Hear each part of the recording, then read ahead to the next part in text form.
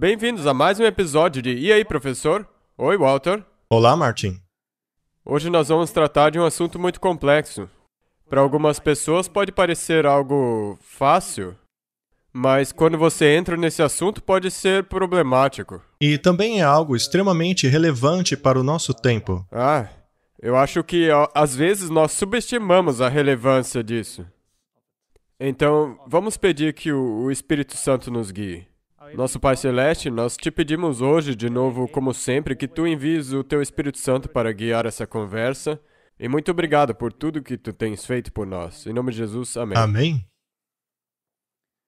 Muito bem. A abominação da desolação. Este é um tema muito interessante. Eu acredito que muitas pessoas gostariam que falássemos sobre isso. Mas eu já fiz um sermão a respeito desse tema. Quão perto estamos do cumprimento desta profecia? E qual seria o significado dela? É muito importante compreendermos isso, pois é necessário uma compreensão bastante única quando se trata da abominação da desolação. Porque também tem pessoas que jogam isso para a história e dizem, não está no futuro. Exatamente, é isso mesmo. E também há os futuristas, que jogam essa profecia para um futuro muito distante. Nós já dissemos que adotamos o método historicista de interpretação. E vamos falar de uma vez por todas, Martin. É o único que faz sentido. Do contrário, a Bíblia teria sido escrita apenas para as pessoas que viveram no passado, ou então no futuro. Enquanto todo o bloco da humanidade no meio disso não teria nada que ver com as Escrituras. Sim. Não faz sentido. Não faz sentido. A Bíblia foi escrita para todas as pessoas em cada ponto da história da humanidade. Sendo assim, quem viveu nos tempos da Reforma Protestante teriam blocos das Escrituras que lhes diriam aonde estavam na linha do tempo, e tudo que está escrito na Bíblia é relevante para o tempo da pessoa. Portanto, o futurismo não tem futuro. Muito bem colocado. Muito bem, então vamos falar da abominação da desolação. Vejamos o que podemos compreender disso. Jesus fala a respeito da abominação da desolação predita pelo profeta Daniel no singular, sem especificar mais a respeito. A qual destas referências estaria Jesus se referindo? É claro, poderíamos perguntar, afinal, o que é a abominação da desolação? Alertar a respeito de algo sem saber o que aquilo é não faz sentido? Toda vez, como, por exemplo, Babilônia, você sempre diz, se você advertir contra a Babilônia, você tem que definir o que é a Babilônia. Do contrário, qual seria o sentido? Portanto, o que representa a abominação da desolação em nossos dias? Ou seja, quando saberemos que o sinal anunciado por Jesus para a fuga de seu povo finalmente chegou? Isso é importante. Isso afeta a nossa vida? Exatamente. Sendo assim, nós precisamos saber o que é a abominação da desolação. E quem fala a respeito dela é o profeta Daniel. Vejamos a palavra desolação. Mateus 24:15. Quando, pois, virdes que a abominação da desolação, de que falou o profeta Daniel, e estiver no lugar santo, e quem lê, que entenda. Marcos 13, versículo 14. Mas quando vós virdes a abominação da desolação, que foi predita pelo profeta Daniel, estar aonde não deve estar, e quem lê entenda, então os que estiverem na Judeia, fujam para os montes. Aqui ele nos deu um pouco mais de detalhes. É interessante que nas traduções modernas, eles removem do texto de Marcos a menção do profeta Daniel. Mas por que fazem isso? Bem, o argumento deles é que isso já está no verso de Mateus. Por que repetir em Marcos? Isso me irrita tanto que eu tenho vontade de gritar. Isso é verdade. Ora, e a questão da segunda e terceira testemunhas? Sim. É tão patético. É mesmo, porque o negócio essa é a desculpa. É a desculpa deles. Mas é tão fácil ler as outras partes e fazer o seu estudo e esquecer. E daí você pode cair na armadilha da alta crítica, dizendo que Daniel não era um profeta, ou que nem foi ele que escreveu o livro de É Daniel. verdade. Ou então que não foi escrita no tempo dito pela Bíblia, mas posteriormente. Mas mesmo essa desculpa não funciona, porque as profecias de Daniel chegam ao nosso tempo. Como ele poderia ter escrito coisas de hoje? Então vamos deixar isso para lá. A alta crítica é um bando de gente irritante, influenciados por jesuítas. Devemos considerá-los irrelevantes. Correto? Eles não devem ser nosso foco. Fique com a Bíblia e com a interpretação histórica contínua. Exato. Lucas 21, verso 20. Quando virem Jerusalém cercada de exércitos, então saibam que a desolação está próxima. Este é um texto paralelo. É sempre bom ter um texto paralelo. Então, a abominação da desolação, e aqui também diz que quando a abominação estiver de pé no lugar sagrado, e o outro texto paralelo é quando virem Jerusalém cercada de exércitos. Aí saberão que a desolação está próxima. Lembre-se de que as profecias de Mateus e Lucas são de dupla aplicação. Os discípulos perguntaram: qual é o sinal da sua vinda e do fim do mundo? Então há uma profecia daquela época e do tempo do fim, um cumprimento literal e um espiritual. Nós não devemos deixar isso fora da equação, porque, do contrário, nós nos perderíamos. Mas, é claro, a aplicação literal tem uma lição em tipo para a aplicação espiritual. Não podemos, então, separá-las dizendo isso é passado e isso é futuro. Elas estão ligadas. Isso é uma declaração muito importante, porque 90% das vezes, ou 100% das vezes, quando tem conflito sobre isso, é porque as pessoas se separam. Exato, não se pode fazer isso. Muito bem, vamos para uma citação do livro O Grande Conflito. Jesus declarou aos discípulos que o ouviam os juízos que cairiam sobre Israel apóstata, especialmente a vingança retributiva que viria sobre eles pela rejeição e crucificação do Messias. Sinais inconfundíveis precederiam o terrível clímax. Aquela pavorosa hora chegaria abruptamente. Isso é importante, Martin. Bem, é claro. Os últimos eventos serão? Serão rápidos. E o Salvador alertou os seus discípulos: quando virem a abominação da desolação, predita pelo profeta Daniel, de pé no lugar santo, e quem lê, que entenda, então aqueles que estiverem na Judéia fujam para as montanhas. E daí ela cita aqui Mateus e Lucas. Quando os estandartes idólatras dos romanos fossem erguidos em terra santa, fora dos muros da cidade, então os seguidores de Cristo deveriam achar segurança na fuga.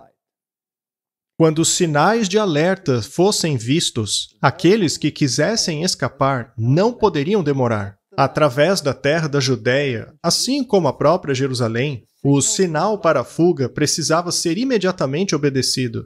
Aqueles que estivessem sobre o telhado não deveriam descer à sua casa para tentarem salvar tesouros preciosos. Aqueles que estivessem trabalhando nos campos e vinhas não deveriam perder tempo pegando a sua capa que deixaram de lado por causa do calor do dia. Eles não deviam hesitar nenhum momento. Do contrário, estariam envolvidos na destruição geral. Esta citação é muito importante. Ela nos faz lembrar de Ló, não é? Sim, é a mesma coisa. Bem, se em primeiro lugar ele não estivesse em Sodoma... Isso teria ajudado. É. Ou se ele não tivesse demorado. É aí que vem a segunda parte. E, além disso, a esposa dele estava olhando para trás. Ou seja, o coração dela estava mais lá atrás do que para fora da cidade. Então, o clímax de tudo isso acabou custando a sua vida. E tem uma outra citação do Espírito de Profecia, eu acho que está no Patriarcas e Profetas, onde ela diz claramente que o motivo por Ló ter enrolado para sair de Sodoma foi por causa das posições. Exato. E se ele tivesse sido firme e saído de lá quando ele deveria, a esposa dele provavelmente teria sido salva. Portanto, é bom darmos ouvidos. E Ló é um exemplo daqueles que deixaram para a última hora. Isso pode nos sair caro. Ok, mais uma outra coisa para se lembrar ou perceber é que isso tem que ver com o primeiro Mas cerco. lembre-se, Martin, que o primeiro cerco é um tipo do segundo. E o que é importante é, você pode se perder e achar que esse é o segundo cerco. E dizer, não desça e entra na sua casa se você estiver no telhado. Isso soa como, fuja logo. Sim, é para fugir logo, mas é importante se lembrar que isso é no primeiro cerco. E o motivo disso é que, se você pensar que é só para o segundo cerco, você pode ser pego despreparado. Muito bem, vamos ver alguns detalhes. A que ele se referia quando falou a respeito da desolação e também quando falou sobre abominação e da combinação das duas? Sim, porque você está fazendo a pergunta, a qual deles isso está se referindo? Você pode explicar isso aí. Vamos então para os versos de Daniel. Daniel 8:13. Depois ouvi um santo que falava, e disse outro santo àquele que falava. Estes são anjos falando, pois ele estava em visão.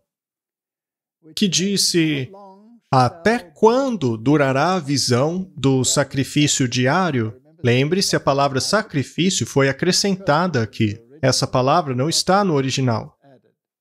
Então, poderíamos ler assim, até quando durará a visão do diário e da transgressão da desolação, para que sejam entregues o santuário e o exército para serem pisados? Ele está falando de uma profecia de tempo, a profecia dos 2.300 dias. E aqui está a pergunta, a transgressão da desolação. A palavra desolação tem a ver com transgressão. A transgressão causa a desolação. Isso é importante.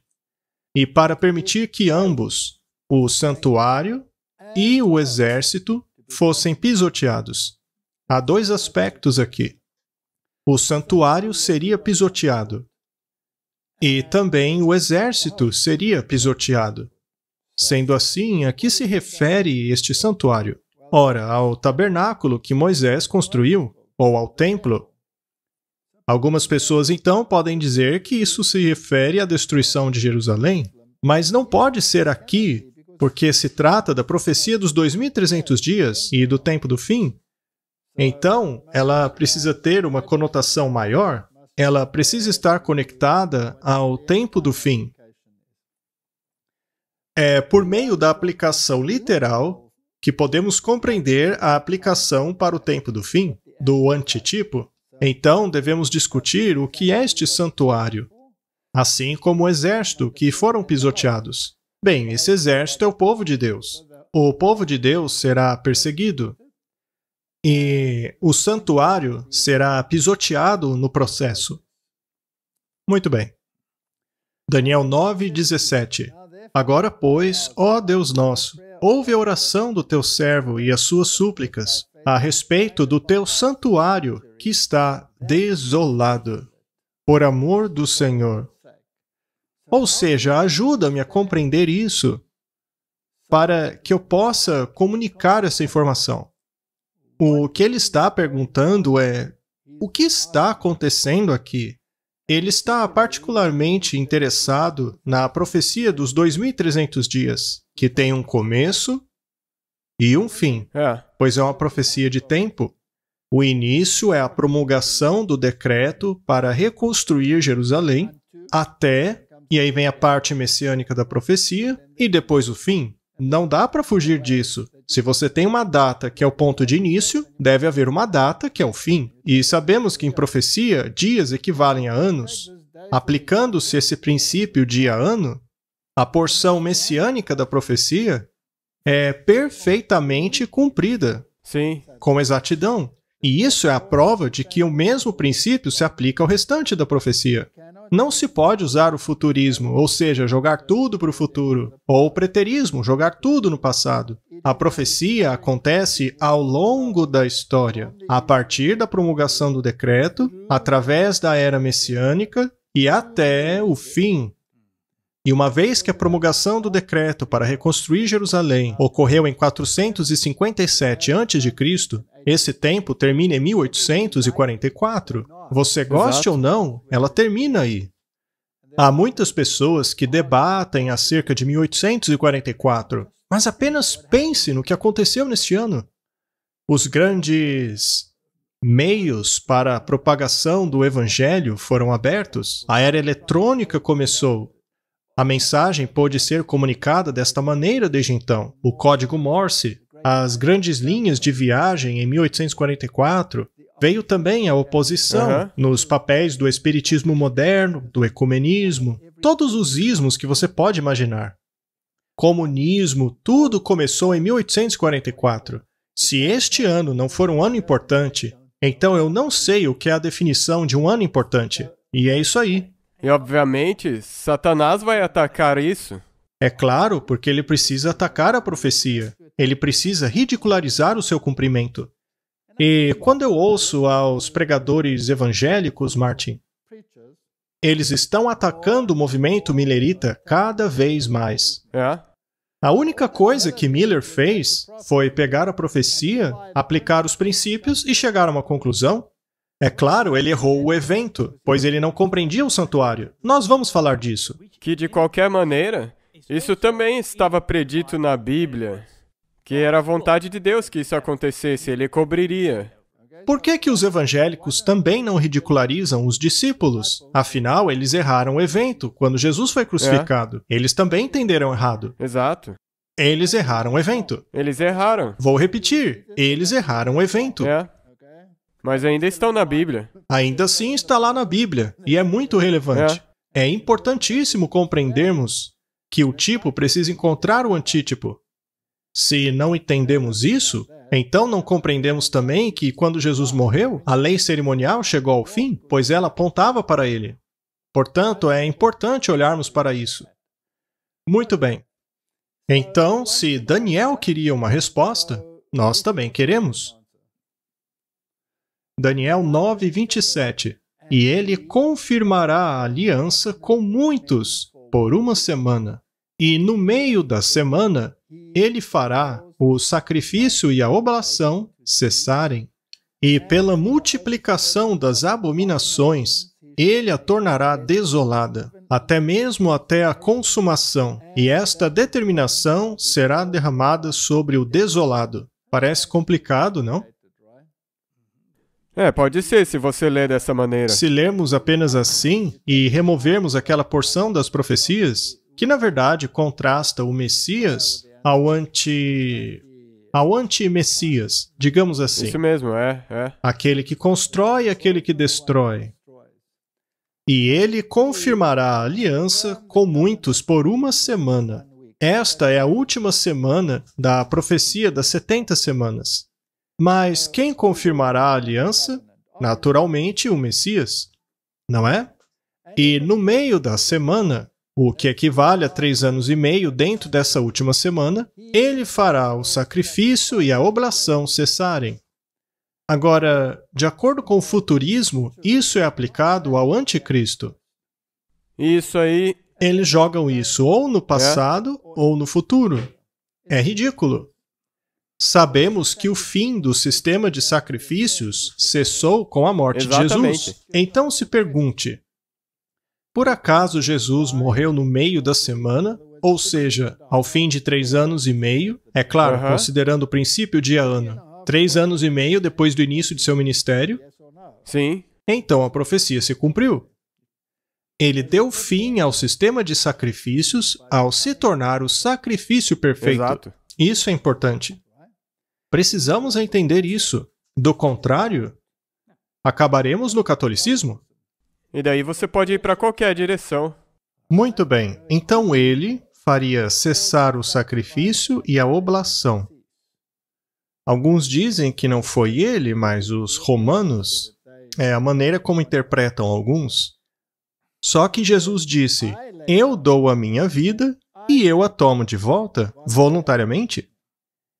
E pela multiplicação das abominações, veja, agora estamos falando do lado negativo. Não há nada de negativo em Jesus, apenas positivo. Ele a tornará desolada, até mesmo a consumação, e essa determinação será derramada sobre o desolado. Então a abominação será colocada lá em algum ponto, prosseguirá até o fim, até que ela seja destruída. Sim, isso vai ser daquela rocha que veio, se desprendeu sem ajuda de mãos humanas. Exato. Então, precisamos saber quem está fazendo a desolação e como a está fazendo. Naturalmente, há uma aplicação literal. Os romanos vieram. O exército romano veio, cercaram Jerusalém e a desolaram completamente. Mas também deve haver uma aplicação espiritual, pois ali no capítulo 8 é dito que o santuário e o exército seriam pisoteados durante todo este período. Vamos dar uma analisada nisso. Essa palavra aparece da próxima vez em Daniel 11:31. E exércitos ficarão ao lado dele, e eles poluirão o santuário da força. Veja como o santuário está envolvido sempre. E removerão o diário. Lembre-se, a palavra sacrifício é acrescentada. E então colocarão a abominação que faz a desolação. Ou seja, eles colocarão a abominação que causa desolação no lugar de. Ok? Então precisamos compreender o que significa isso.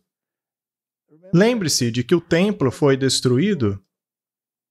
Algumas pessoas hoje dizem que o templo deve ser reconstruído, mas não. Estamos falando agora de um aspecto espiritual. Exato. É muito importante o que você disse, porque muitas pessoas ficam presas nisso. Tem que ser físico de novo. Não se pode pular de um para o outro. Não se pode tornar o antitipo o mesmo que o tipo, pois nesse caso está se violando o princípio. O antitipo é sempre um maior cumprimento de um exemplo que é menor, mais localizado. Mas este pequeno exemplo nos ensina lições. Exatamente. E agora, Daniel 12:11. E desde o tempo em que o diário for tirado, lembre-se, a palavra sacrifício foi acrescentada, e a abominação que causa desolação for estabelecida, haverá 1290 dias. Nós não vamos falar sobre esta profecia, pois já fizemos antes. Já falamos sobre estes 1290 dias. Nós não vamos dissecá-la agora, que na verdade são expansões da profecia dos 2300 dias, que acabou em 1798. Mas não vamos falar sobre isso agora. Vamos apenas nos concentrar sobre o desolado. Mas há um quadro de tempo que nos diz que isso não tem nada a ver com o templo literal. Exatamente, e eu agora mesmo queria mencionar isso também. A única coisa que nós podemos mencionar sobre isso não é literal. Não pode ser aplicado como literal. Muito bem, vamos voltar a Daniel 8:13, que basicamente é a primeira vez em que ele fala sobre isso. E nos dá uma visão mais ampla. Ok, então os anjos estavam conversando sobre isso. Eles falavam a respeito da transgressão que causava desolação. E também que o santuário e o exército seriam ambos pisoteados. Agora, precisamos nos perguntar o seguinte: após a crucificação de Jesus e após todos estes eventos, até mesmo após a destruição de Jerusalém, que foi feita por Roma pagã, quando foi que essa desolação do santuário ocorreu em um sentido espiritual? Pois ela continuaria até o fim e terá o seu clímax naquilo que Jesus teve a dizer sobre o assunto. Vá e estudem o que disse Daniel. Precisamos compreender. Vamos olhar para o santuário agora e perguntar-nos o que representava o santuário e o que a história nos diz que acabou sendo desolado. o que ele representa e não o símbolo. O que o literal significava num sentido espiritual? Isso. Muito bem, então aqui temos o santuário. Nós vemos aqui embaixo uma abertura, havia 4 postes ali. E você só podia entrar neste local aqui, não se podia entrar na tenda. E circulando o local, havia este muro de linho branco. A Bíblia nos diz o que o linho branco representa. Representa a justiça Sim. dos santos. Mas não temos justiça em nós mesmos. Jesus é a nossa justiça. Ele então representa a justiça. Mas você precisa passar pela porta. E quem alegou ser a porta? Jesus. Jesus disse ser a porta. Ok. E por meio de quem nós vamos ao Pai? Através de Jesus. Não foi o próprio Jesus que disse isso? Sim. Podemos ir ao Pai por meio de qualquer outra pessoa? Não, nenhum. Tem certeza, Martin? Sim. Porque lá no Cazaquistão, o Papa disse outra coisa. Infelizmente ele está errado. Ele disse que todos os caminhos levam ao céu. Bem, na verdade ele disse todos os caminhos levam a Roma. Porque ele disse que é só através dele que dá para chegar. Ele é tão bonzinho por abrir as portas de Roma para o mundo, não é? Mas, enfim. A Bíblia nos diz que existe somente uma porta, e essa porta é Jesus. Quando entramos por ela, nos deparamos imediatamente com o altar da oferta queimada. Exato. O que quer dizer que alguma coisa morre ali. Um cordeiro. Portanto, o pecador arrependido se ajoelhava e colocava sua mão sobre o cordeiro, confessava o seu pecado, mas ele não precisava falar alto. O sacerdote não tinha que saber. E simbolicamente transferia os seus pecados para o cordeiro inocente. O cordeiro representa quem? De novo, Jesus? Sim, já falamos sobre isso muitas e muitas vezes. Mas queremos descobrir o que foi desolado, certo? O próprio sacerdote vestia branco. Isso representa a justiça. Então, quem o sacerdote representava? Cristo, de novo. Exato. Cristo é o cordeiro e o sacerdote. Então, o cordeiro morria. E veja, seria um desastre se o sacerdote fosse morto. Isso daria um problema, não? Portanto, há uma imagem dupla aí. O cordeiro representa Cristo, que morre pelo pecado, e o sacerdote representa Cristo, no papel de mediador. Mas veja, a mediação do sacerdote israelita era apenas um símbolo da mediação de Jesus. Isso é muito importante. De novo, não é literal, é apenas um tipo, é espiritual. E na Bíblia, o sacerdote é alguém que leva uma oferta. Ele deve fazer um sacrifício. A figura do pastor é a figura de um professor. Ele apenas ensina, mas ele não é um sacerdote, pois o pastor não realiza sacrifícios. Mas enfim, vamos parar por aí. Muito bem, então este pequeno cordeiro era amarrado nos chifres do altar, ou seja, o cordeiro está associado ao altar. Não se pode separá-lo dele. E nessa condição, ele era sacrificado. Portanto, em tipo, você entra no relacionamento com Cristo, por meio da porta, que é Cristo. E aí você se depara com o altar, que representa a cruz. O cordeiro representa Jesus e o sacerdote também representa Jesus. E uma vez que passou-se por este processo, chamado de justificação, pois ao entrar pela porta, o pecador era imediatamente rodeado pelo linho branco. Exato, coberto pela justiça dele. Coberto pela justiça de Cristo.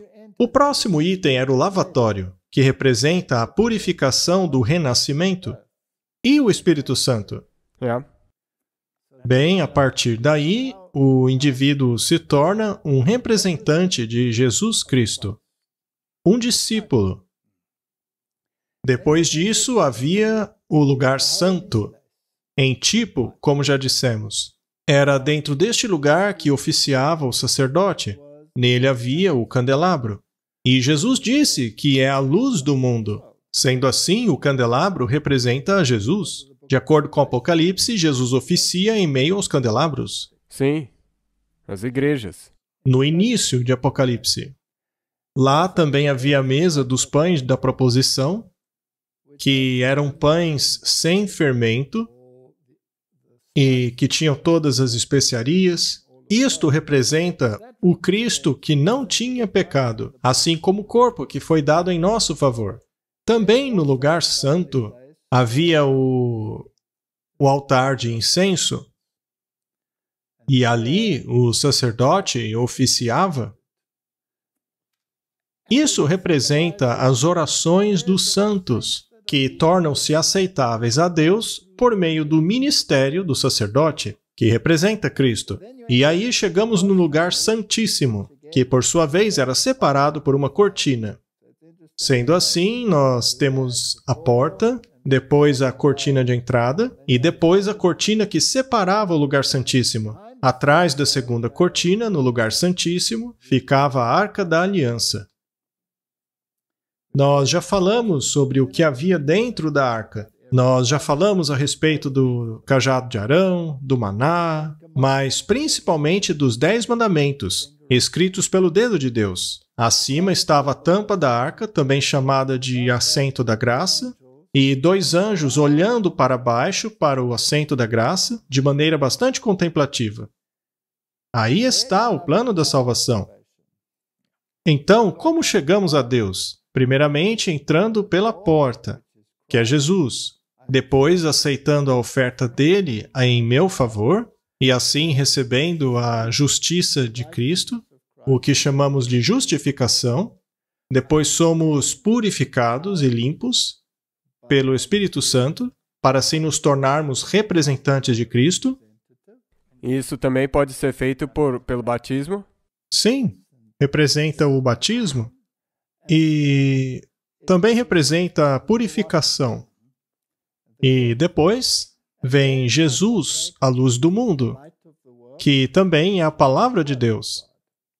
A tua palavra é lâmpada para os meus pés e luz para os meus caminhos. E ao ter contato com a palavra, eu me torno envolvido em compreender o caráter de Cristo, mas também emular este caráter, internalizando o caráter de Cristo, representado pelos pães da proposição. E aqueles pães eram pães sem fermento, ou seja, se eu não participar do corpo de Cristo, eu não tenho parte nele, eu preciso internalizá-lo. Mas ao internalizá-lo, eu internalizo um Cristo sem pecado, pois não havia fermento no pão. Certo? Em outras palavras, isto representa a santificação. Sem santificação, é impossível ver a Deus. Sendo assim, eu não posso parar na justificação. Eu preciso avançar para o renascimento e depois tenho que avançar no processo da santificação. E as orações que eu ofereço são aceitáveis a Deus. E todos os pecados que confesso são registrados no santuário, pois o sangue era aplicado nos chifres do altar, o altar de incenso. Portanto, é como se existisse um disco rígido com bilhões de terabytes, contendo todos os pecados confessados. É como se fosse um tribunal. Se eu sou um criminoso, digamos que eu tenho sido um assaltante. Se eu for preso, eu vou para o tribunal. Lá eles me condenam, eu vou para a cadeia, e após pagar a minha dívida na cadeia, eu sou libertado. Mas e o registro do meu pecado? Ele não continua? Sim. Se eu acabar sendo pego novamente, eles olharão em meu registro e dirão, olha, você já foi condenado por isso. Sendo assim, você não tem atenuantes. Desta vez, será ainda pior para você. E é assim que funciona. Portanto, os nossos pecados são registrados ali. O que é bom, porque no final o seu registro de pecados será apagado. O santuário precisará ser purificado deste registro de pecados. O que acontecia no dia da expiação antitípico é como se você nunca tivesse pecado.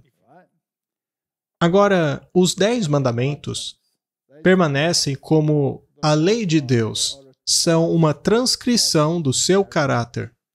Se fizer um estudo paralelo na Bíblia, você constatará que cada um deles, a lei é, a lei é, a lei é, a lei é. Paulo faz isso o tempo todo. E aí você vai ver, Deus é, Deus é, Deus é. A mesma coisa. Exatamente o mesmo. Ela então é uma transcrição de seu caráter. E aí você tem a tampa da arca, que lhe isenta da condenação da lei. E os anjos contemplando o propiciatório, o ilastério, maravilhados com aquilo. Porque custou o preço da vida do Filho de Deus, para que aquela misericórdia se concretizasse. Pois se Deus é 100% justiça, a justiça tem que ser feita. E a justiça exige a vida do pecador. O salário do pecado é a morte. Assim, a justiça foi satisfeita quando Jesus, que como sempre dizemos aqui, é o próprio Deus, tomou sobre ele o papel da humanidade e pagou o preço da morte no lugar dos homens. Correto? Viu só? Você não tem como eliminar as consequências da transgressão. Não. Ele pagou Ele teve o preço. que pagar. O que quer dizer que a lei permanece. Não se pode aboli-la. A justiça exigia a morte, a justiça foi cumprida. E agora a graça pode ser outorgada. A misericórdia pode ser dada. Uma vez que o pecador arrependido teve a sua dívida paga, que é a morte. Portanto, a tampa da arca é muito importante. Ela te resguarda da condenação da lei, que tinha o direito de exigir a sua vida, mas Jesus deu a dele em seu lugar. Essa transferência de culpa era simbolizada aqui no ato da confissão. E é por isso que quando você não confessa o seu pecado, esse assento da misericórdia é removido e você que fica diante de Deus. Exato. E agora precisamos responder a grande pergunta: como o santuário foi desolado? Vamos analisar o sistema religioso do catolicismo romano. Quando o paganismo saiu de cena, aí houve espaço para o surgimento do chifre pequeno. O paganismo precisava sair do caminho. E depois que isso acontecesse, o sistema do anticristo poderia desenvolver-se. E o que foi que ele fez? Ele destruiu a mensagem do santuário. Então vamos analisar o catolicismo à vista do santuário. Comecemos pela porta. Será que no catolicismo Jesus é a porta? Agora é a igreja. Exato, no catolicismo é a igreja que te salva. Veja, Deus tem uma igreja, mas não é a igreja que te salva. A igreja é um hospital. Não é mesmo? Ok, muito bem. Portanto, no catolicismo, você é salvo entrando pela porta, que é a igreja. E então você precisa participar dos sacramentos, certo? É. Agora, o catolicismo ensina que Jesus nunca morreu por você. Você não é salvo pelo sangue do Cordeiro. Você é salvo por meio da sua obediência à igreja, por participar dos seus sacramentos. Ou seja, existe um mérito em participar dos sacramentos. Isso já elimina o altar. O altar é desolado, porque neste caso, Jesus nunca morreu por você. Ele teria sido apenas um exemplo de obediência, mas nunca morreu em seu lugar. Mas isso não é, na verdade, a porta também sendo feita desolada por mudar isso para a igreja? Com certeza. Cada aspecto do santuário é desolado. A porta é desolada.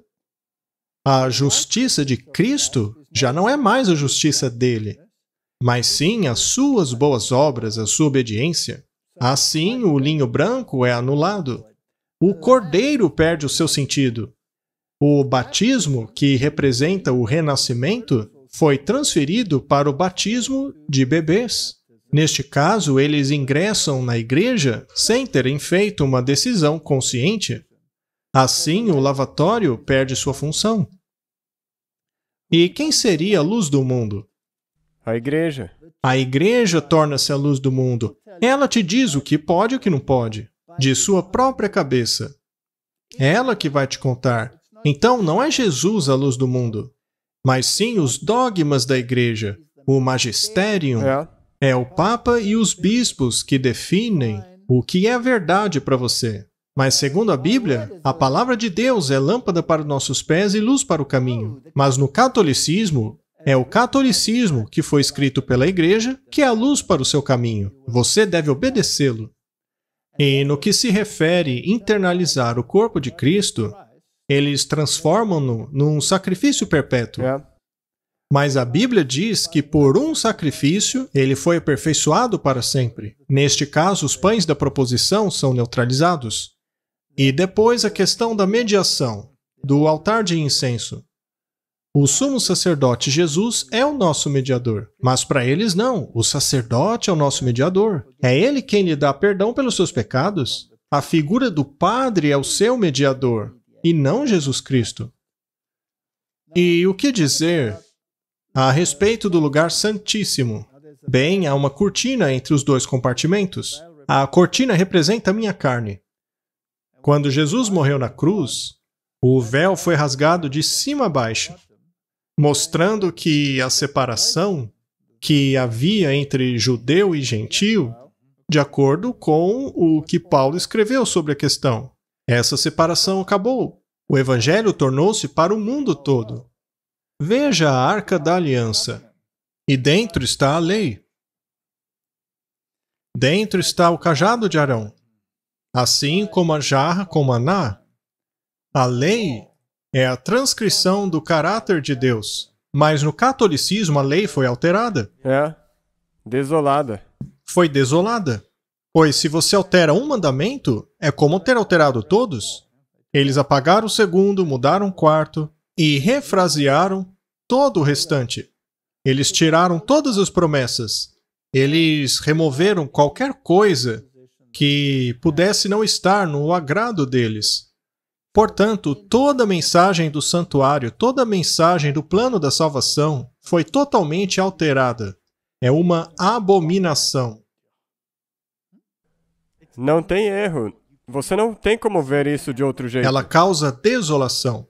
Ela acaba com o plano da salvação bíblico. Agora, se eu entro no santuário por meio de Jesus Cristo, eu então estou circundado pela justiça de Cristo. Neste caso, o mérito é de quem?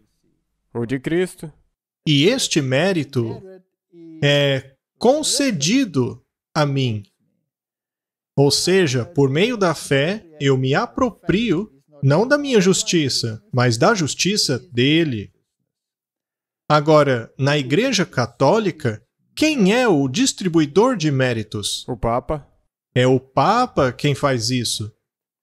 Ele também distribui os méritos dos santos e também de Cristo. Ele é o responsável por esse tesouro de méritos.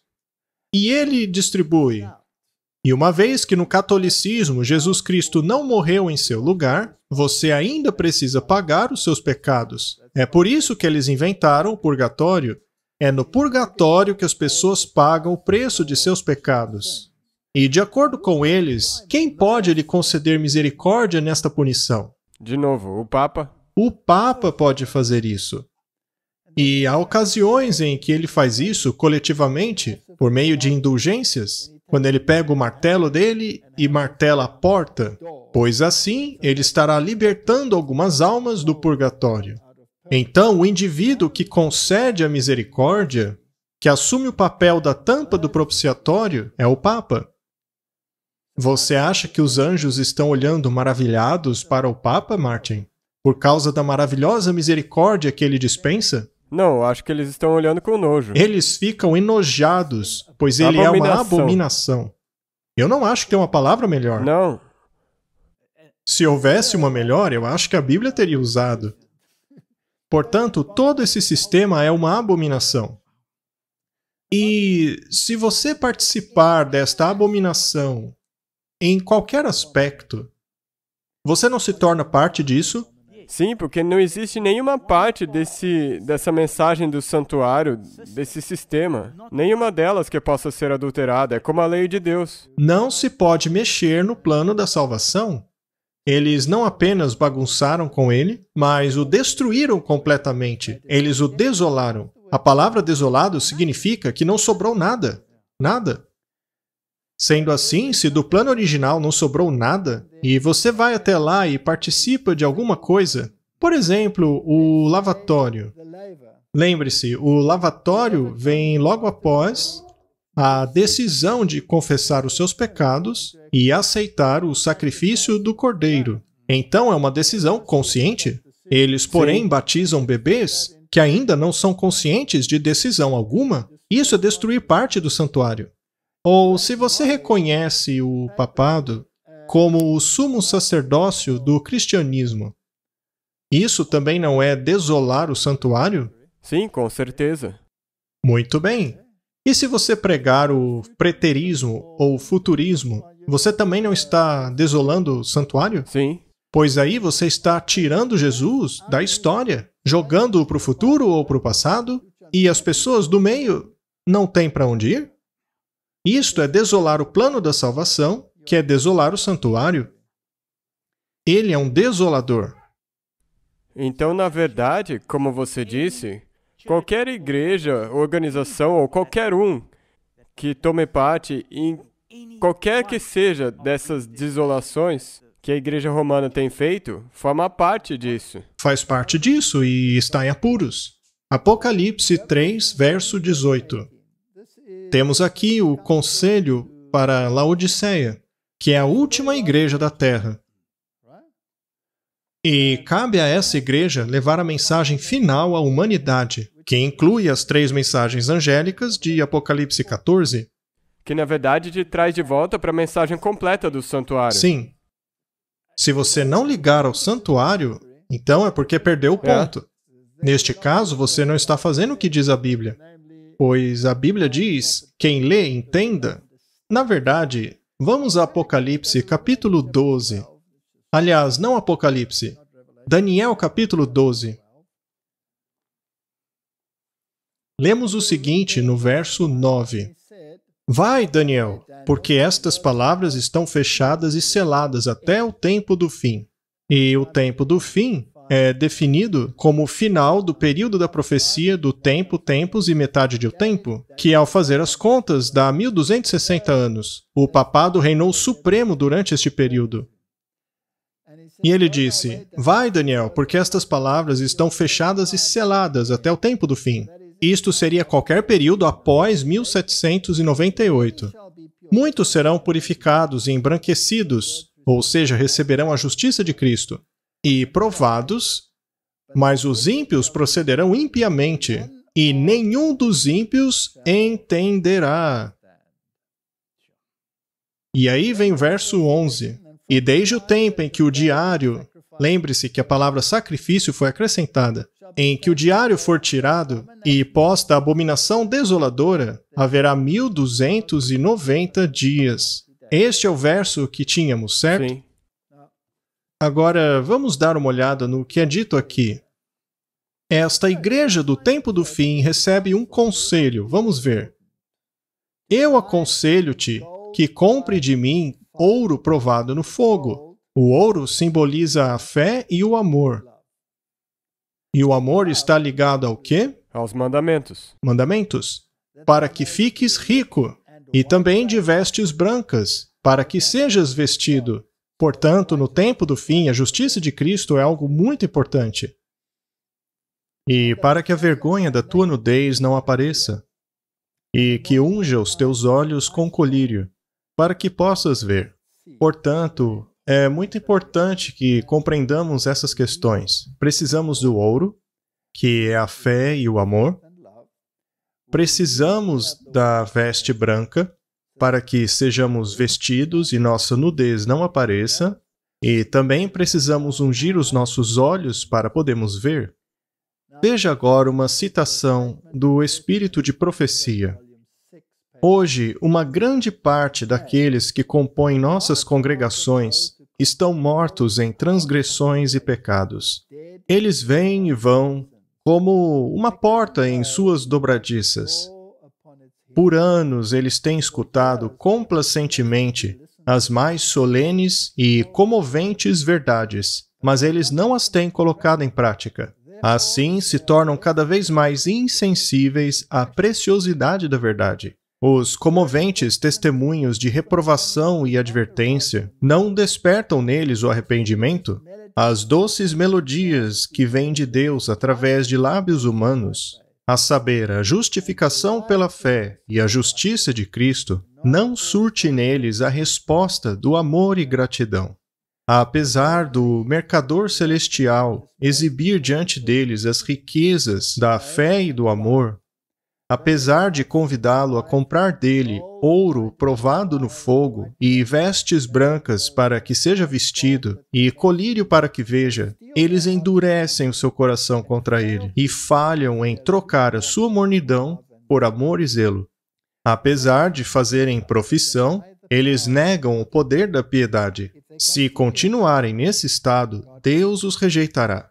Eles não servem para serem membros de sua família. Uau! Este é um tema muito, muito importante. Essa é uma citação muito forte, mas ainda enraizada na palavra. Ela não tem como ser negada. Muito bem, voltemos ao santuário. Por falar nisso, a palavra desolado aparece muitas vezes na Bíblia, mas os profetas que a utilizam mais são Isaías e Jeremias. E é claro, em Daniel, Sim. 4 vezes. Jeremias 12:10. Muitos pastores têm destruído a minha vinha. Eles têm pisoteado a minha porção debaixo de seus pés e tornaram a minha agradável porção em um deserto desolado. Ou seja, muitos pastores têm destruído a minha igreja. Eles têm pisoteado o santuário de Deus. Bem, o poder que surgiria e desolaria o santuário é Roma. Nós vimos como isso aconteceu. Ela pisoteou o santuário e o exército de Deus. Quantos foram mortos apenas por se opor a Roma? Milhões e milhões. Bilhões. Roma derramou sangue ao longo dos séculos mais do que qualquer outra organização. Portanto, é muita hipocrisia do Papa dizer: vamos esquecer o passado e fingir que agora somos santos, jogando ainda mais doutrinas pela janela, ou seja, pisoteando ainda mais o santuário. Muito bem. Vamos ler agora o verso 11 de Jeremias 12. Eles a tornaram desolada. Bem claro, não é? E ela clama a mim em sua desolação. Toda a terra está desolada, porque não há ninguém que tome isso a sério. É basicamente o que lemos naquela citação. Lucas 13:35. Eis que a sua casa será deixada desolada. Em verdade eu vos digo que não me verão até que venha o tempo em que dirão: bendito é aquele quem vem em nome do Senhor. Tem muita coisa nesse verso que não percebemos. Por exemplo, se a sua casa está desolada é porque ela está vazia. Sim. Vazia do quê? Do plano da salvação? De Cristo. Sim, de Cristo. Cristo não está nela. E eles não o verão de novo até quando? Até o fim. Quando ele vier com o juízo. Sim. E por quê? Porque o puseram fora da casa. Exato. Naquela reunião no Cazaquistão, Jesus chegou a ser mencionado uma vez? Não. Jesus não foi deixado de fora? Sim. Então eles não o verão até que ele venha com o juízo. Não o verão. Mesmo. A casa está desolada, vazia. Eles desolaram o santuário de Deus. Apocalipse 17:16. E os 10 chifres que viste sobre a besta odiarão a prostituta e a tornarão desolada e nua, comerão a carne dela e a queimarão com fogo.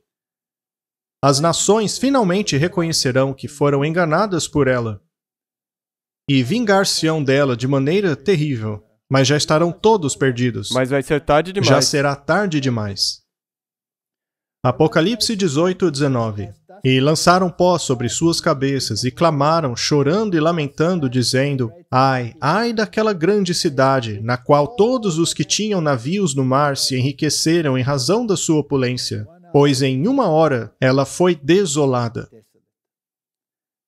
A economia fará parte de tudo isso? Com certeza. Muito bem, então precisamos falar dessas coisas para vermos onde se encaixam ao aplicarmos a história e eventos naquilo que está acontecendo hoje em dia. Os pastores destruíram a vinha. Eles mudaram o plano da salvação, ainda que tenha sido um pouquinho. Eles participam desta mudança. E também, em Jeremias aqui, ele estava falando da nação judaica, ou naquela época, Israel, que iria ser destruído. E como você mencionou antes, é importante lembrar que a casa deles, como nós vemos em Lucas, foi desolada. Então não adianta olhar para Israel, o país literal, durante o fim dos tempos. É isso que os evangélicos fazem, mas a casa está desolada. E isso porque deixaram Jesus de fora. E ainda que alguns tentem trazê-lo de volta, não é o mesmo Cristo. Eles buscam um Cristo que vai trazer libertação nacional, e não um que liberta do pecado. O pecado é o verdadeiro inimigo a ser destruído. Então eles estão constantemente tornando a mensagem do santuário nula, pois ainda estão se agarrando em sua tradição. Precisamos dar uma olhada nisso mais uma vez e ver como se aplica. Vamos voltar então para aquela pergunta que deixamos no ar lá no início.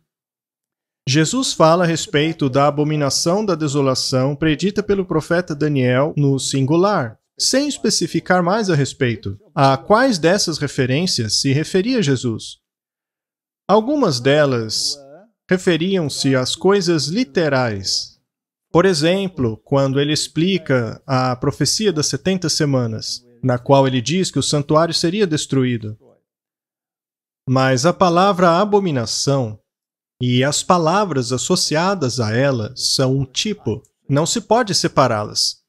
Temos que considerar todas elas, sim. Todas elas.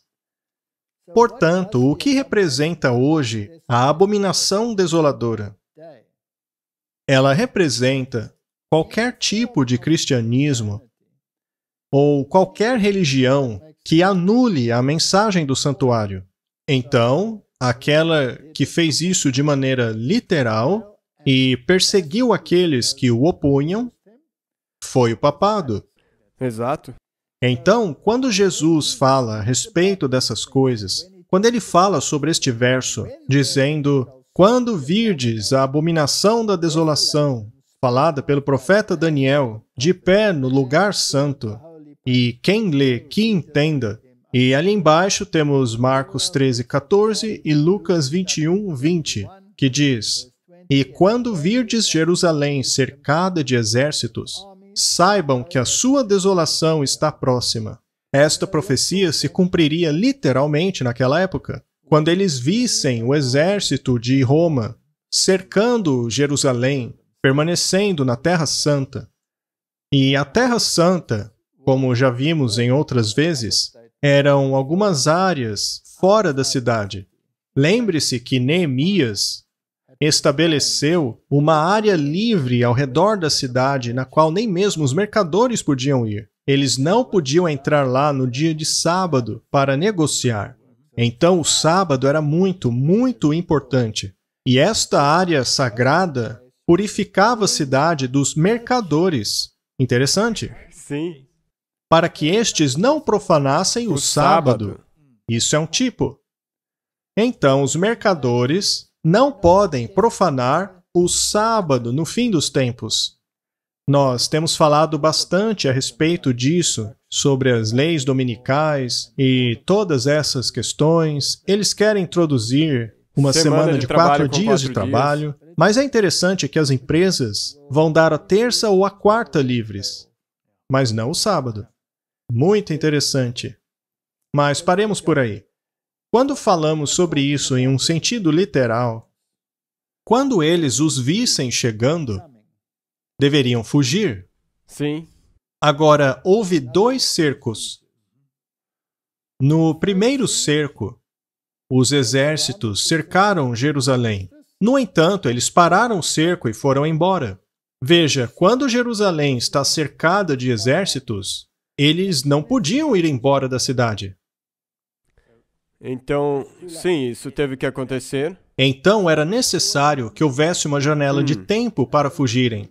E isso aconteceu quando o primeiro cerco foi embora, quando o exército romano saiu. Mas alguns judeus zelotas foram atrás dos romanos e mataram vários deles. Isto enfureceu Roma. Então é claro que eles iam voltar. O sinal foi o primeiro cerco, e quando este acabou, fuga! Cai fora! É. Saiam das cidades. E depois Roma voltou com o general Tito e destruíram a cidade. E o curioso é que a destruição final da cidade foi num dia de sábado. É. E isso é muito interessante. Perceba que o sábado está sempre envolvido. Quando os romanos colocaram seus estandartes, e o que eram eles? Eram os seus símbolos pagãos, a marca sob a qual marchavam.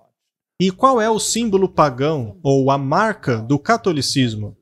O domingo? Eles mesmos dizem isso. O domingo é a marca de nossa autoridade. Então, quando começarem a implementar legislações dominicais e cercarem o povo de Deus com esta ameaça, então ele estará cercado pelo poder militar de Roma. A Bíblia diz: quem poderá fazer guerra contra a besta? Mas então o cerco foi retirado. E desde então até hoje tem um intervalo de tempo. E quando vir de novo será muito tarde. Demais. Muito bem. Quando ocorreu o primeiro cerco antitípico? Em 1888, com o projeto de lei do Blair. Quando o decreto dominical seria implementado nos Estados Unidos da América. Só que isto foi postergado ou removido após os argumentos de Afonso Jones. Os argumentos dele foram irrefutáveis, mas eles viriam de novo. Sendo assim, desde 1888, temos vivido este período entre os dois cercos. E logo após o período de 1888, o espírito de profecia disse que o tempo de sair das cidades havia chegado. O povo de Deus deve deixar as cidades. Há muitos, porém, que não estão dando ouvidos ao chamado. A verdade é que nunca deveriam estar nas cidades. Exato. Mas alguns estão. Então, como sair das cidades? É uma boa pergunta. É mesmo, especialmente para pessoas que estejam talvez presas à cidade. Alguns dizem, eu não posso sair da cidade, eu não consigo. Bem, sendo assim, outros devem preparar o caminho. Devemos nos relacionar a pessoas que tenham esta mentalidade, que querem sair. Peça a Deus para que Ele abra o caminho. Ele capacitará que alguns já possam ir para prepararem o caminho para que outros venham depois. Alguns deixarão para sair no último minuto. Afinal, existe um outro tipo, que é Ló. Ele e sua família saíram no último minuto. Mas é arriscado. E houveram fatalidades. Exato. A esposa dele se perdeu. Então, não é a melhor alternativa. Se você não tem condição de ir agora, peça ajuda a Deus. Procure relacionar-se com aqueles que têm essa mentalidade. E, neste meio tempo, vá procurando caminhos. Mas quando vier a hora, quando você vir o segundo cerco e o estandarte pagão do domingo sendo erguido, como já temos visto. Sim, constantemente. Nós já mostramos várias vezes. É hora de sair. É isso que devemos fazer. Muito bem. E quem faz parte deste exército? O movimento ecumênico inteiro. O mundo inteiro, porque os reis da terra darão seu poder à besta. Seus pastores estão envolvidos. Eles pisoteiam a mensagem do santuário. Qualquer um que tenha tomado parte, de qualquer maneira, na desolação do santuário. E quem deveria saber dessas coisas e alertar o mundo? A Laodiceia. Exato. Mas essa igreja está, infelizmente, como? Está dormindo. Dormindo? Qual é a mensagem que esta igreja deveria estar anunciando a plenos pulmões? A justiça de Cristo. Eu estou quase pegando minha Bíblia para ler a carta escrita a Laodiceia. Bem, vamos fazer isso. Vamos ler a carta à Laodiceia. Alguns vão dizer, essa carta não existe. Existe sim, nós vamos ver. Vamos então para Colossenses.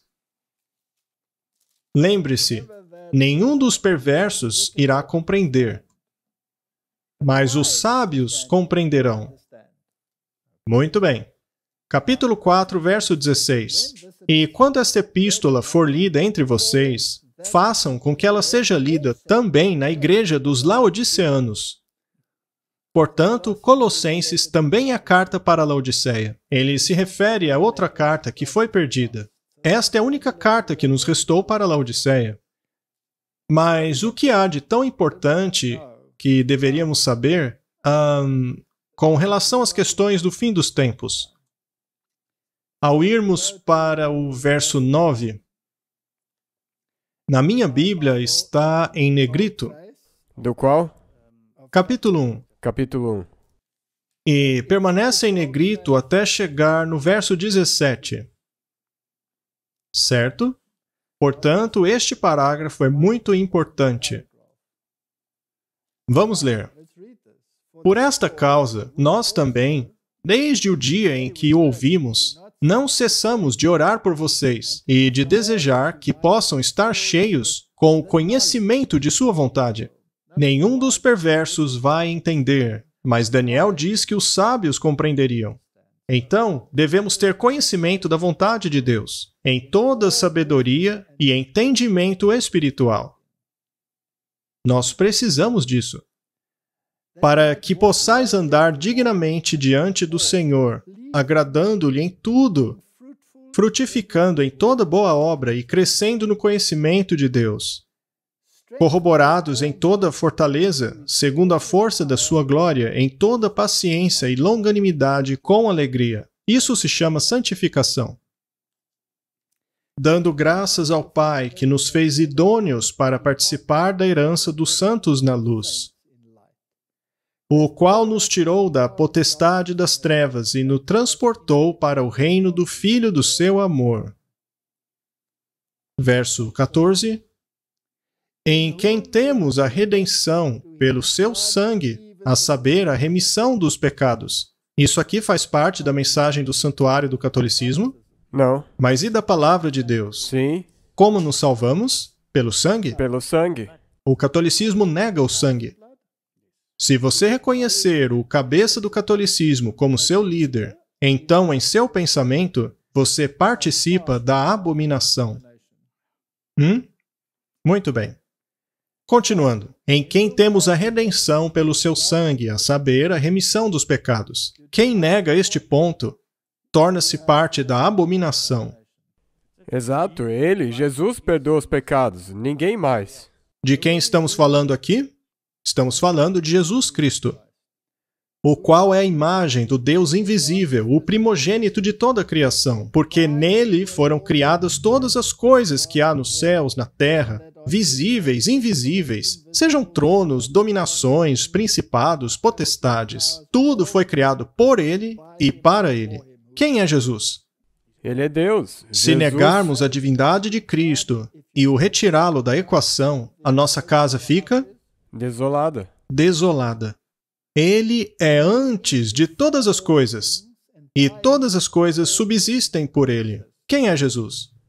Ele é o Criador. Se alguém nega isso, está desolado, pois assim está negando a fonte de vida. Lá no Cazaquistão, por exemplo, excluíram Jesus completamente. Ele foi mencionado alguma vez? Não.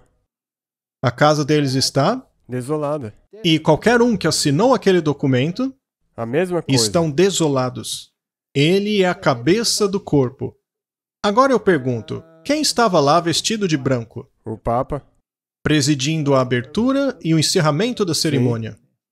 Eles estão desolados. Desolada. Desolados. E todo mundo que se agarra ou adere a qualquer coisa, ou que aceita, está no ecumenismo. Faz parte. Ele é o cabeça do corpo, a igreja. É o princípio e o primogênito dentre os mortos, para que em tudo tenha a preeminência. Por acaso Jesus teve a mínima preeminência no Cazaquistão? Não. Nenhuma. Nenhuma. Muito bem, vamos ler mais um pouco, apenas para esclarecer alguns pontos. Porque foi do agrado do Pai que toda a plenitude nele habitasse, e que, havendo por ele feito a paz, pelo sangue da sua cruz, por meio dele reconciliasse consigo mesmo todas as coisas, tanto as que estão na terra como as que estão nos céus. Será que ficou claro? Lendo assim desse jeito, não tem como você querer negar isso. A divindade de Cristo. A última igreja na terra precisa pregar a redenção por meio do sangue dele. Precisamos pregar a justiça, a santificação, a justificação. Verso 21. E vós também, que noutro tempo eram estranhos e inimigos do entendimento pelas vossas más obras, agora, contudo, vos reconciliou no corpo da sua carne, pela sua morte. Jesus morreu por nós. Sim. Como eles podem profanar o santuário pregando outra coisa? E se você for ver quem que foi essa pessoa que morreu na carne, a pessoa que foi descrita nos versos anteriores, Deus. Exato. Muito bem, Martin. Então, não resta dúvida de que não podemos negar isso aqui. Continuando. Pela morte, para perante ele vos apresentar santos, irrepreensíveis, inculpáveis, se, na verdade, permanecerdes fundados e firmes na fé, e não vos moverdes da esperança do Evangelho. A mensagem do santuário apresentada pelo ecumenismo não nos tira a esperança do Evangelho? Sim. Mas, sem dúvida alguma, nos tira. Agora, vamos para o capítulo 22. Ela também te desvia do julgamento. Então, quando ele volta com o galardão, eles também negam isso. Sim, e eles não o verão até que ele volte. E com a recompensa que eles não querem. Capítulo 2. Porque quero que saibais quão grande combate tenho por vós, e pelos que estão em Laodiceia, e por quantos não viram o meu rosto em carne, para que os seus corações sejam consolados e estejam unidos em amor, e enriquecidos da plenitude da inteligência, para conhecimento do mistério de Deus e Pai e de Cristo, em quem estão escondidos todos os tesouros da sabedoria e da ciência. O Papa também tem um tesouro? Sim, de mérito. O tesouro dele está baseado em santos e em prelados que, ao longo da história, mataram milhões de pessoas porque não concordavam com eles. Isso é muito sério, Martin. Vamos descer para o verso 8. Tenham cuidado para que ninguém os escravize a filosofias vãs e enganosas, baseadas em tradições humanas. O Papa não disse que as tradições são o contexto nas quais tudo deve ser interpretado? Elas estão acima da Bíblia. Pois é. A Bíblia chama isso de vão engano. Continuando. Após os rudimentos do mundo e não após Cristo, pois em Cristo habita corporalmente toda a plenitude da divindade. Como ousam deixá-lo de fora somente para não desagradar os outros? E de amor fraternal? No qual também estáis circuncidados com a circuncisão, não feita por mãos humanas, mas com a circuncisão feita por Cristo, que é o despojar do corpo da carne. E agora o verso 14 é muito importante, veja. Cancelando a escrita das ordenanças que eram contra nós, que eram contrárias a nós, e a tirou do caminho, pregando-a na cruz. Verso 16. Portanto, não permitam que nenhum homem os julgue pelo comer ou beber, ou festas religiosas, luas novas, ou dos dias de sábado, que são sombra das coisas que viriam. Mas o corpo é Cristo. E não permitam que ninguém que tenha prazer numa falsa humildade e na adoração de anjos, na verdade, adoração de demônios. Martin, a Laodiceia tem que ter plena consciência sobre qual lei ele está falando aqui. É a lei cerimonial. Esta sim era uma sombra das coisas que viriam. Os 10 mandamentos nunca foram uma sombra das coisas que viriam. Eles são a transcrição do caráter de Deus e nos remetem à criação. Já a lei cerimonial apontava para Cristo, o que incluía os sábados cerimoniais. Estes sim apontavam para o ministério e redenção do Messias. Isso tudo, então, é muito, muito importante. Ele continua falando sobre como vivermos uma vida cristã e assim por diante. Portanto, basicamente, esta é uma carta à Laodiceia, pois, como vimos no capítulo 4, verso 16, esta carta deveria ser lida aos laodiceanos. Mas o que é que Laodiceia precisa entender? Ela precisa entender a preeminência de Cristo. Qualquer coisa que negue a preeminência de Cristo deve ser rejeitada. Qualquer coisa que deixe Cristo de fora. Isso é desolação. E não coloca ele na posição que ele deveria estar, sendo Deus. E Laodiceia precisa entender a justificação pela fé? Sim. Se ela não incluir a justificação pela fé em sua salvação, então ela não tem salvação. Qualquer forma de justificação pelas obras. Laodiceia também não precisa entender a diferença entre a lei cerimonial e tipo e antitipo? Sim. Do contrário, você não vai acabar olhando para Israel literal? Exatamente. E vai se confundir todo?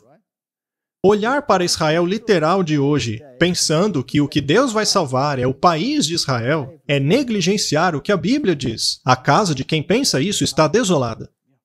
Se esta pessoa não trouxer Cristo de volta à sua vida, ela ficará desolada.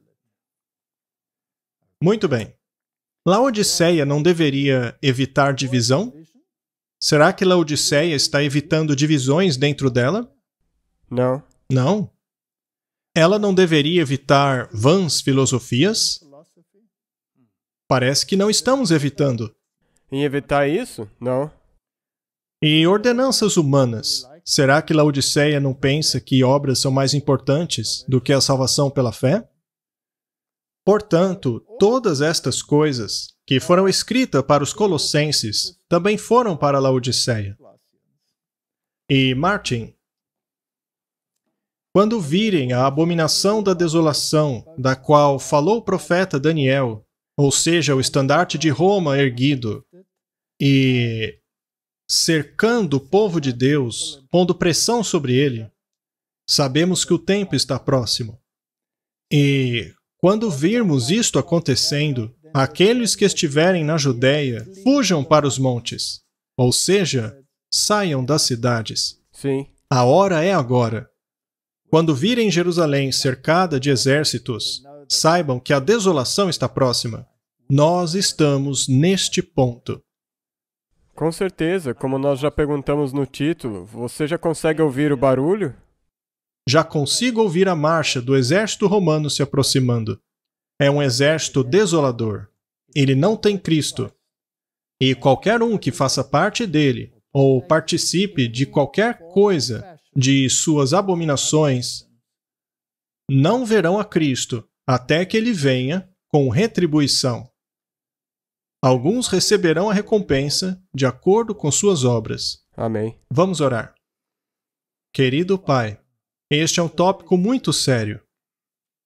Eu oro para que nos conceda sabedoria e entendimento de acordo com a Tua promessa. É a minha oração, em nome de Jesus. Amém. Amém.